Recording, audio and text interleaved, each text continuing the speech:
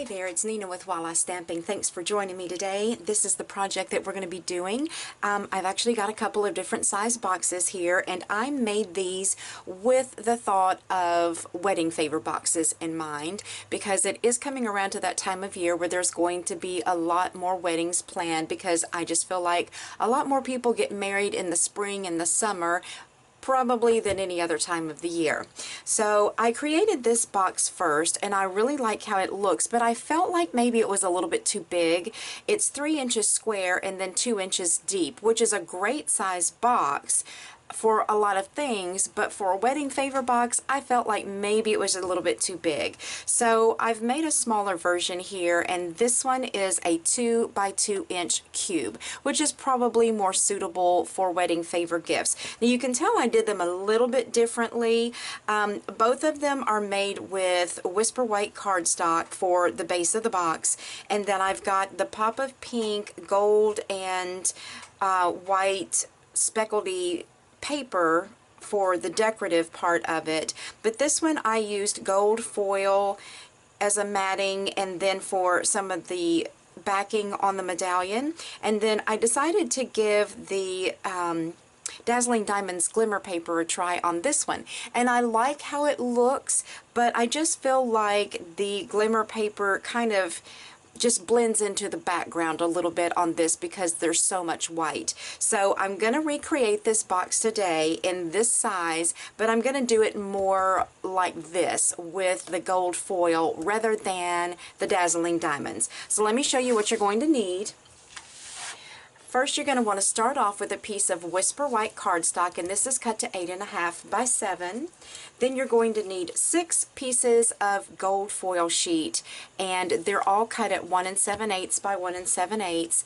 Then you'll need to have 5 pieces of the pop of pink DSP, and this is cut to 1 3/4 by 1 3/4. To make the little belly band, I'm going to be using one of the celebration items, and this is the metallic ribbon from the combo pack. And then you'll need a bone folder. I'm going to be using Fast Fuse and mini glue dots. For the ink today, we're going to be doing some embossing, so you'll need your Versamark and your embossing buddy. And I'm using a couple of punches. I have the 1/2 inch circle punch and the Project Life corner punch. And as always, y'all know me, I use the layering circles framelits all the time, so you will need those for the project today. Now the stamp set that I'm going to be using is So in Love, and I'm putting the So in Love stamp in the middle of my medallion, and this stamp set is really very pretty. There is also a die set or a framelit set that goes with it, and you can get those in a bundle and save 10%. So I like those. And then of course I have my gold embossing powder, and I have my stamp mounted on a clear block B. So let's start off by doing our scoring. I'm going to grab my Simply Scored tool, and we're going to put the paper in on the 8.5 inch side, and you're going to score this at 2 inches, 4 inches, 6 inches, and 8 inches. Then turn it a 1/4 of a turn so that your 7 inch mark, or your 7 inch portion of paper, is across the top. Score this at 1/2 inch, 2.5 inches, 4.5, and 6.5.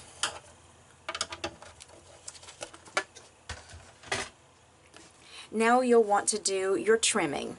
So the end of the paper that has the little 1/2 inch mark only on one end, you see there's a 1/2 inch mark on both sides of the 8.5. So along the 7 inch portion where there's only a 1/2 inch score line, this is going to actually be the top of your box. So all of these on this side and on this side, the large square, the small one, and the 2 rectangular shapes, those need to be cut away completely. So I'm going to turn it around this way so I can better see what I'm doing. I'm going to cut straight up that score line, and then I'm going to cut straight up this score line and just cut all those pieces out. Now, we're going to hang on to this because this is the piece that we're going to stamp our sentiment on and then run it through the Big Shot.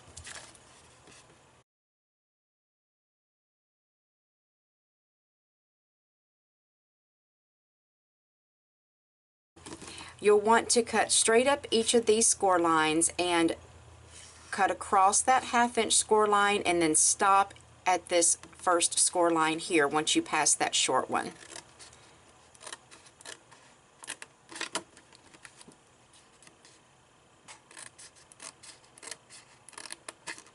Flip it around and let's do the same thing on this side. And we still have a little more trimming to do yet, even after we get these trimmed up. So I always like to fold out of the way the pieces that I'm not going to be doing anything to. So these little 1/2 inch score lines that are down here at the bottom, you can just cut along those score lines and get rid of those little pieces right there. Then you'll want to cut a small wedge into each of these tabs because these are going to be folded inside the box.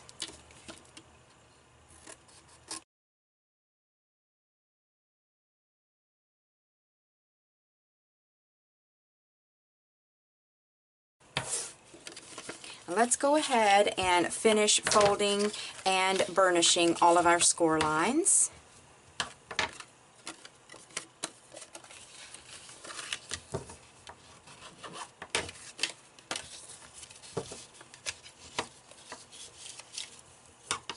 And what I'm using today is just our regular Whisper White cardstock, which I think is fine for this project. We do have a thick cardstock that you could use, but when you have all of these other pieces of paper layered on top of your box base, it makes it very sturdy. That's why I've just decided to use the regular Whisper White cardstock. Okay, so now you're going to need your Project Life corner punch, and these two tabs here that have the 1/2 inch score mark, you're going to want to round those corners on each of these, which these are the sides of your box, and these little portions here are going to fold over and end up being inside your box under your lid. Then, excuse me, on your lid, you'll want to round the corners on this little flap, which will tuck in as well. Okay, now we're ready to put our adhesive there, and I'm going to be using my fast fuse. And I'm going to run a couple of strips on that. One is going to be next to the score line, and the other one will be out here toward the end of this little tab. Then we'll get our box assembled.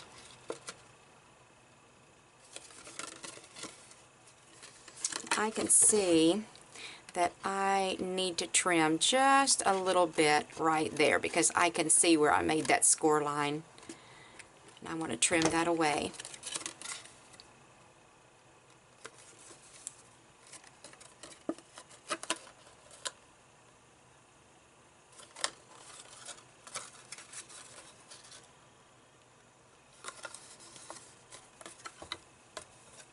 And a lot of times I will lay my box down, and where I have adhered those little tabs, I'll just run my bone folder inside there to make sure that everything is sealed really nice and tight. So the reason that I have these little flaps is when you tuck your box top in, then those little tabs keep it from having like an opening there. For example, let's open this back up. Let's pretend that this is not here. So when you shut your box, there's going to be a slight little gap right there, which you can see on this side. When I have that little piece tucked in, the gap disappears.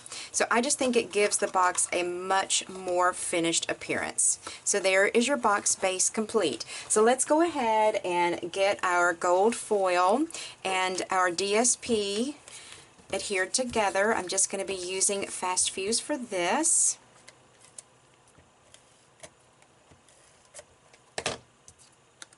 Then just get those pieces centered up within that gold foil sheet.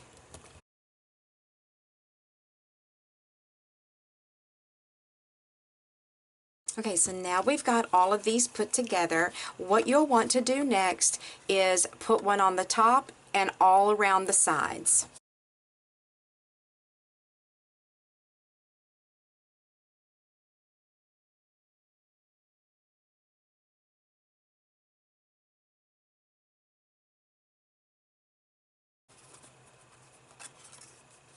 Okay, so now we have all of our sides and the top decorated, and what you'll want to do next is grab your 1/2 inch, or you can use a 3/4 inch circle punch, and on the front of the box I'm just going to slide my punch in there and center it from left to right and line it up so that I'm only punching half of that circle out. And you are going through 3 pieces of cardstock, so you will have to put a little pressure on there. My purpose for doing that is just to make it easier for your fingers to get in there and grab that lid and pull it up. Let's slide these things out of the way and we'll get our stamping and embossing done and get our big shot out and get our medallion ready. I've got my piece of scrap that I cut away from the box. Gonna take my embossing buddy and rub that over the top of my paper, get my Versamark out, and yes, it looks awful, but it works fine. Get this inked up really well and stamp that right there. You want to avoid the score lines that are in here from when you were doing your scoring. Then grab your gold embossing powder.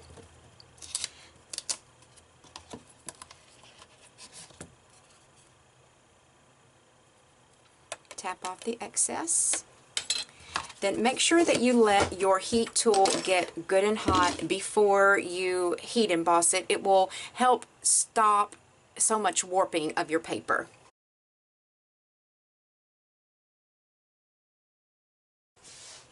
Isn't that so pretty? I love how that looks. I love the little embellishments on top and on bottom of the little sentiment there. So you'll want to grab your layering circles, framelits, and for the gold foil, the circle you're going to want is 1/3 from the smallest. So we'll be cutting that out with that, and then for your sentiment you'll want the next 2 smallest scallop circle. So we'll get those run through the Big Shot real quick.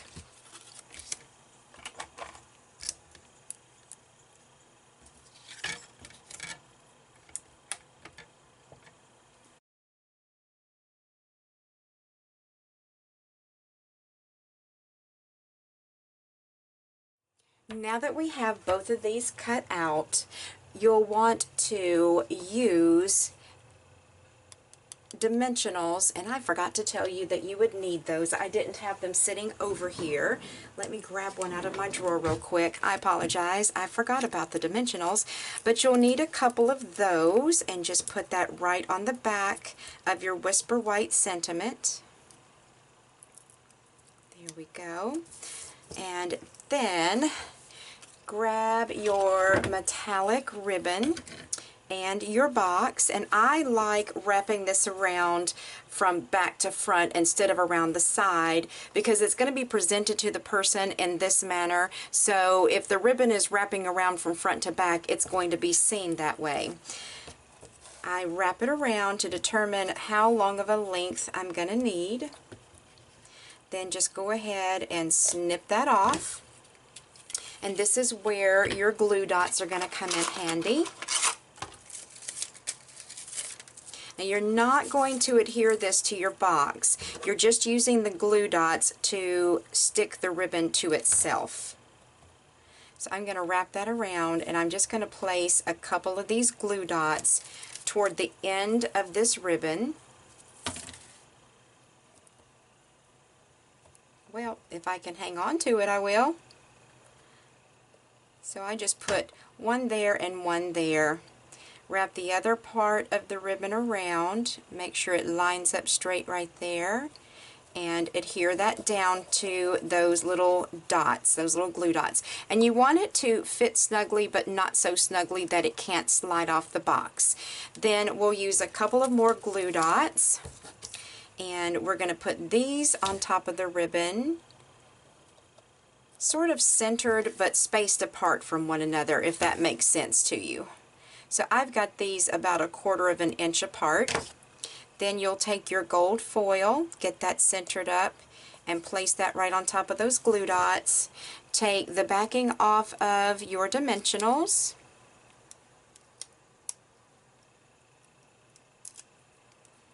Make sure that you have this centered within that gold foil and straight, and then attach that down. So this is a quick and economical wedding favor box that you could make. So let me get all 3 of these boxes back in. Now this one would be perfect if you had larger items that you wanted to give to your wedding guest, but I feel like the smaller boxes are more economical and are probably more appropriate size for the wedding favor box. So I hope that you enjoyed the tutorial today. If you need any of the supplies to make these boxes, there is a supply list in the description box below the tutorial.